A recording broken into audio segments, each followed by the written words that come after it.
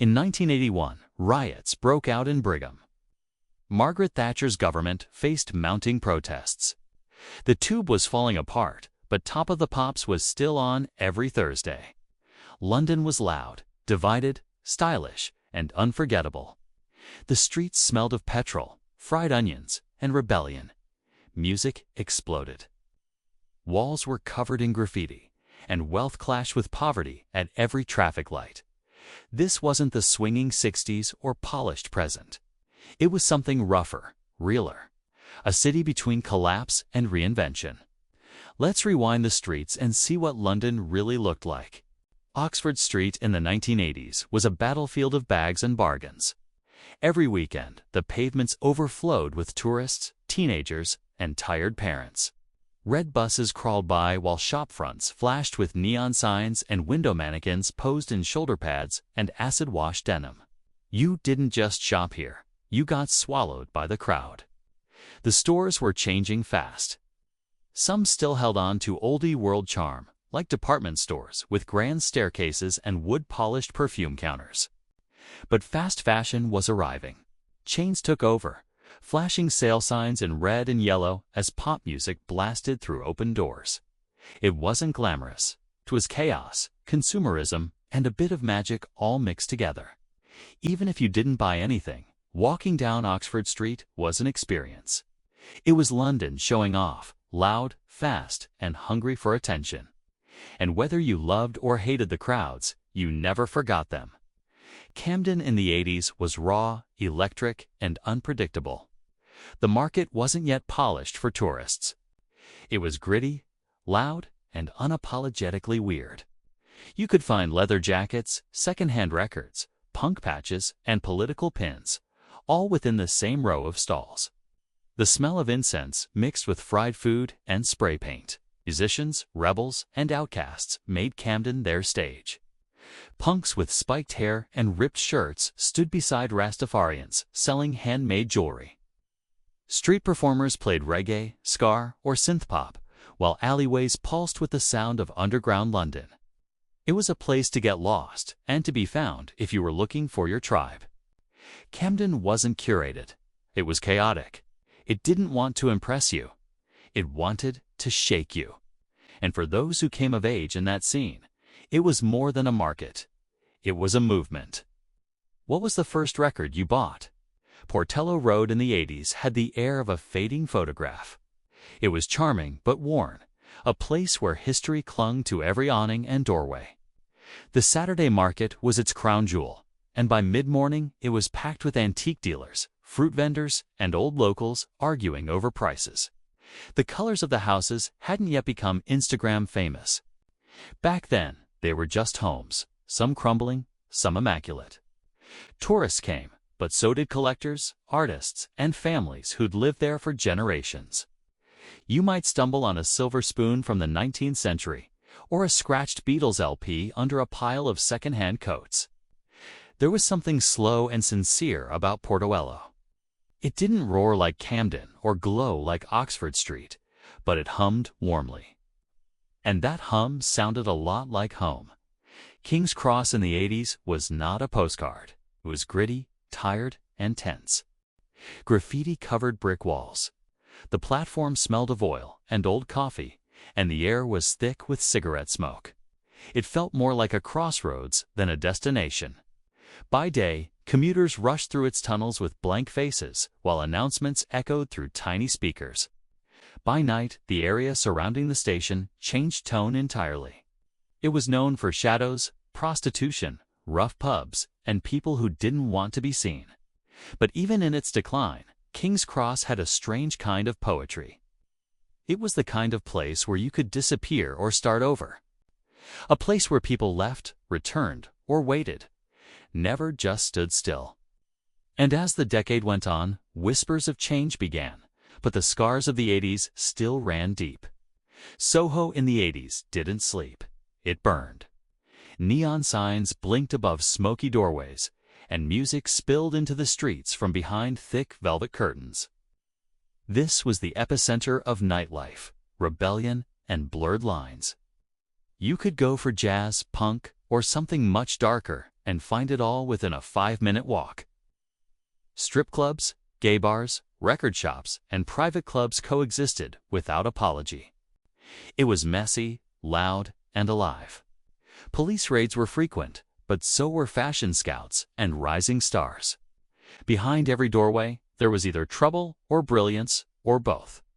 The streets echoed with heels, laughter, and the occasional fight.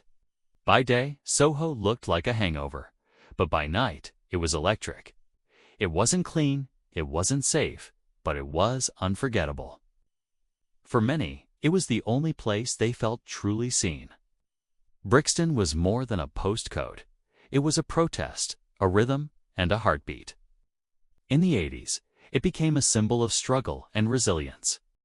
The 1981 riots, sparked by tension and police violence, changed everything. The streets didn't just burn, they screamed. But beyond the headlines, Brixton was a home. Markets pulsed with Caribbean spices and reggae beats. Murals told stories of resistance and pride. People gathered not just in anger, but in celebration, in community, in survival. There was hardship, yes, but also joy in defiance. You didn't pass through Brixton, you felt it. It was raw, proud, and louder than ever, and London would never be the same. Once a quiet neighborhood of migrants and artists, Notting Hill exploded with life every August. The carnival in the 80s was bold, beautiful, and unfiltered. Steel drums echoed through the streets. Sound systems shook the pavements, and dancers in feathers and sequins moved like the city owed them joy. It wasn't just a party, it was a reclaiming of space, culture, and dignity. In a time when racism and tension ran high, Carnival was resistance disguised as celebration. There were clashes with police, but also moments of pure unity. Old people danced with teenagers, strangers hugged. The colors, the bass, the food. It stayed in your clothes, your ears, your memory. You didn't just watch Carnival, you lived it. And if you were lucky, it lived in you forever. On the edge of the Tempers stood a complex of brutalist concrete, and behind its gray walls pulsed the soul of 80s culture. The South Bank Centre was where London went to think, listen, and experiment. Poetry readings, underground theater, student protests. This was art for the people. Some saw it as ugly, others as genius, but no one ignored it. Inside, creative minds challenged everything. Government, gender, class, form. The Royal Festival Hall echoed with orchestras one night and punk bands the next. Outside, skateboarders practiced under pillars while kids fed pigeons and tourists snapped photos. It was part museum, part playground, part soapbox. South Bank in the 80s didn't demand attention. It earned it. The Barbican Centre in the 1980s looked like something from another planet. All sharp lines, concrete walkways, and hidden entrances. It was either hated or admired, but never ignored. It felt like a fortress built for artists, thinkers, and anyone who didn't fit into the mold. Inside, it was a world of performance, film, and experimentation. School trips wandered into gallery spaces, and music students mingled. Tower Bridge was never just a postcard. In the 80s, the area around it was still industrial, part historic landmark, part forgotten dockland. Tourists posed for photos, but just beyond the frame stood warehouses, cranes, and grit. The river smelled of rust and fuel. Workers in high-vis jackets moved between old buildings that hadn't yet become coffee shops or flats. It wasn't polished. It was raw, stubborn, and still working gas. You could walk a few streets and feel like you'd gone back 20 years. Then came whispers of transformation, signs of change in the distance. But in the 80s, Tower Bridge stood as a lonely guardian, surrounded by a city not yet fully reborn. Long before the towers rose, Canary Wharf was a ghost of empire. Old docks, empty warehouses, and silence. It was hard to imagine the financial capital it would become. In the 80s, this space felt lost in time, waiting for something massive to happen. Construction fences began to appear. Hushed conversations about redevelopment floated through council meetings and business papers. But on the ground, it was still decay. You could walk 4 blocks and hear only your own footsteps. The skyline was empty. The potential was silent. And yet, the foundations were being poured literally and metaphorically. Canary Wharf in the 80s wasn't impressive, but it was about to change everything. Elephant and Castle was loud, confusing, and impossible to forget. The roundabout was a whirl of buses, honking cars, and endless construction. The pink shopping center stood like a stubborn relic. Loved by some, mocked by others. It was a meeting point for every kind of Londoner. Immigrants, students, workers, artists, all packed into tower blocks and narrow streets. The mixture was formed into flat, dense discs about the size of a hockey puck. The first rule of nightclub was making sure you got your honey cake. A single cake could contain more than 600 calories, about a third of a day's energy needs for an active warrior. The combination of fast-acting sugar from honey and slower-burning fats from nuts created the perfect energy profile for combat. A medieval knight probably couldn't tell you about blood sugar spikes, but he knew the difference between quick energy and staying power. Their nutritionists were basically just guys who hadn't died yet. Some military units actually had the cakes blessed by priests before battle, believing this would transfer divine strength to whoever ate them. Apparently, God had a sweet tooth and preferred his prayer with a side of dessert. Commanders understood the psychological power of these treats. One English military record notes honey cakes being promised as rewards for the first soldiers to breach an enemy wall. Medieval performance bonuses didn't come with direct deposit, but they tasted a lot better than modern ones. Not all battlefield foods were so pleasant, however. For true dietary courage, some soldiers turned to a dish that tested even the strongest stomachs and supposedly gave fighters the strength of wild beasts. Now we come to the battlefield food that separated the men from the boys. Spiced porridge mixed with animal blood. This hearty concoction was exactly what it sounds like. Hot grain porridge stirred together with fresh blood from pigs, cattle, or whatever animals were available for slaughter. It was basically breakfast cereal with a horror movie twist. This unusual dish wasn't served everywhere. It appeared mainly in Northern European armies during harsh winters or before particularly difficult battles. The reasoning was simple. Blood added iron, protein, and what medieval people called living heat to the body. In the coldest regions, this extra warmth could mean the difference between fighting effectively and freezing on the battlefield. The preparation required careful timing. First, a thick porridge would be made from whatever grains were available. Usually oats in Scotland and northern England, or rye in Germanic regions. The hot porridge would then be mixed with fresh blood, creating a dark, rich mixture. Most modern cooking shows skip this recipe, which is probably for the best. Spices played a crucial role in making this intense food palatable. Records from the 1300s mention armies traveling with precious cinnamon, ginger, and pepper specifically for blood porridge. These warming spices were believed to enhance the heating properties of the blood and mask its metallic taste.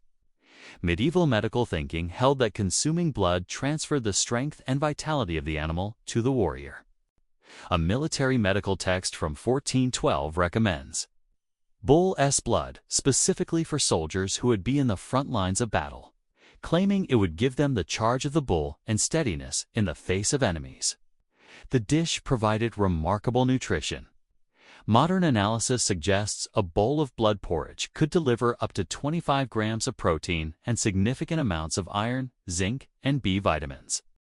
For soldiers facing iron deficiency from poor diets, the blood component could actually improve energy levels. Nothing motivates troops like the threat of punishment if they don't eat their blood breakfast. Eating your horrifying porridge or facing consequences was apparently effective leadership in some armies. In some regions, this battlefield food evolved into more refined forms that persist today, including blood sausages, black pudding, and similar dishes still enjoyed across Europe. The modern version comes with far fewer battle cries and much better table manners. Military diets weren't only about adding strong foods. Keeping healthy during long campaigns required something that could prevent the dreaded diseases that often killed more soldiers than actual combat. The secret weapon in many medieval military campaigns wasn't a new sword or shield. It was fermented cabbage and pickled turnips. These humble vegetables helped keep armies alive during long winter campaigns when fresh food was nowhere to be found. Fermented cabbage, an early version of sauerkraut, became standard military food across Europe by the 1200s. Cabbage would be shredded, packed into barrels with salt, and pressed down. Natural bacteria would transform it into a tangy food that could last for months. Unlike fresh vegetables that went limp and sad after a few days, fermented cabbage maintained its crunch and attitude indefinitely. The cockroach of the vegetable world. In regions where cabbage was less common, turnips took center stage. These root vegetables were chopped, packed in salt brine, and left to pickle. The resulting food was tangy, crunchy, and filled with vitamin C. Military records from 1410 note specific wagons dedicated to transporting barrels of pickled vegetables behind troops. These foods solved one of the biggest killers in medieval armies, scurvy. This disease caused by vitamin C deficiency weakens the body, causes gums to bleed, and eventually leads to death. Armies that marched for months, especially in winter, often lost more men to scurvy than to enemy weapons. Death by bleeding gums was considerably less glorious than death by sword. Not the kind of end that got you into warrior heaven with a good story. The fermentation process actually increases nutrients. Properly fermented cabbage can contain up to 4 times more vitamin C than fresh cabbage, a crucial difference during long winter campaigns. A daily handful provided enough to keep soldiers functioning. These foods were distributed in a variety of ways. Sometimes soldiers received daily rations of pickled vegetables. In other cases, communal barrels traveled with the troops, with each fighter expected to help themselves to a portion daily. Military commanders might not have understood the exact science, but they observed that troops who ate these foods regularly stayed healthier. Soldiers had mixed feelings about these pungent, preserved vegetables. Medieval military wisdom boiled down to eat your stinky vegetables or die a toothless death. The tradition of soldiers relying on preserved vegetables continued for centuries. Even into the 1700s, British naval vessels carried sauerkraut on long voyages to prevent scurvy among sailors. As we finish our journey through medieval battlefield nutrition, it's clear that these warriors understood something important. Food wasn't just fuel, but a strategic resource as valuable as any weapon.